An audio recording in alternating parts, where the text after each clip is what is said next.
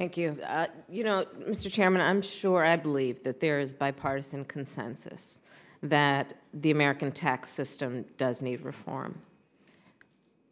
But unfortunately, that's where the consensus in this process has ended. What we are witnessing is a process that is not thoughtful, it is not responsible, and it is not fair. And that is troubling.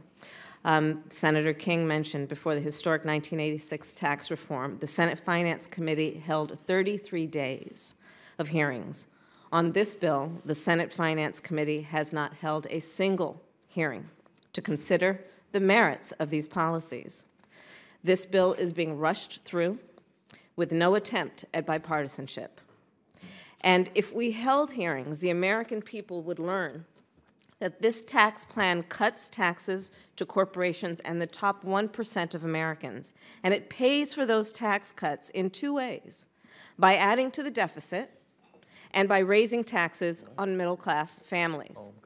So let's unpack the elements that have been proposed in the House and Senate plan. And let's ask the question, who does this tax plan help, and who does it hurt? Under this bill, if you're a middle-class family, you could be one of the 50 million American households who will see a tax increase within a decade. That's 5.8 million California households. Under this bill, 572,000 taxpayers who make over $1 million a year will get $34 billion in tax cuts in a single year.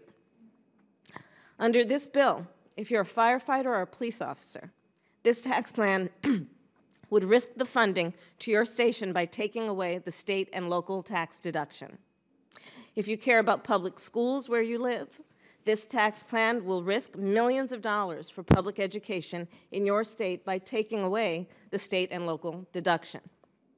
If you're a senior relying on Medicare, the tax plan would slash Medicare by up to $410 billion over a decade. Over $45 billion of those tax cuts would hit California. And because Senate Republicans couldn't repeal the Affordable Care Act, they're trying to turn this tax bill into a health care bill by repealing the individual mandate. So that means if you have health insurance, you could be one of 13 million people to become uninsured in the next decade, or face premium increases of up to 10%.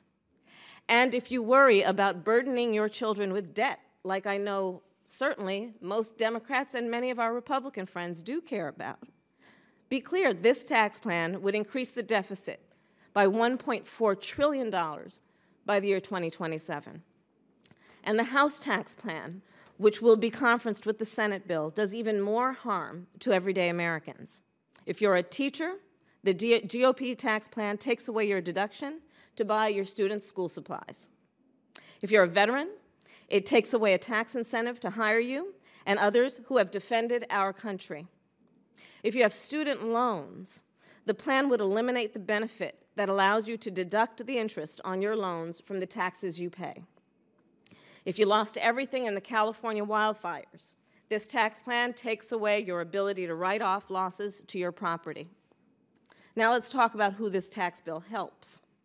If your estate is worth more than $5.5 million, under this tax plan, you'd pay a lot less taxes on that estate. If you're the top 0.1% of Americans, you get almost $100,000 in tax cuts per year. If you run a corporation, this plan permanently cuts corporate tax rates from 35% to 20%, even though corporate profits have gone up and while wages for working Americans stagnated. And I want to be clear, in this great country, we celebrate success. We don't want to penalize those who have done well. But we also believe that folks who have been blessed can contribute a bit more to paying for the things that benefit us all. And I don't think it's fair to jack up the deficit or pull the rug out from the middle class to give a bit more to those who already have so much. So here's my suggestion. Instead of giving corporations a big tax cut, let's give the middle class a real tax cut. Instead of giving Americans most fortunate more tax breaks, let's ask them to make a contribution a little bit more to help invest in infrastructure and job training and making college affordable. Instead of playing politics with people's lives, let's listen to the American people who have spoken loud and clear.